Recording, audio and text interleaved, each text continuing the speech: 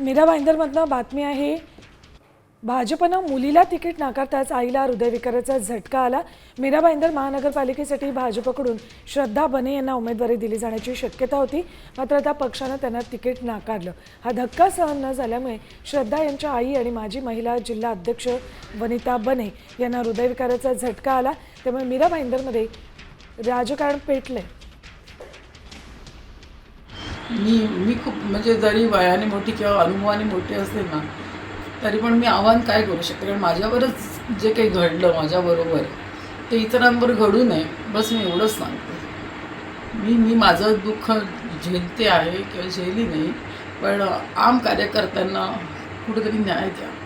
ते लोक नुसते झेंडा उचलून चालत राहतात, वेळ देतात, काम देतात.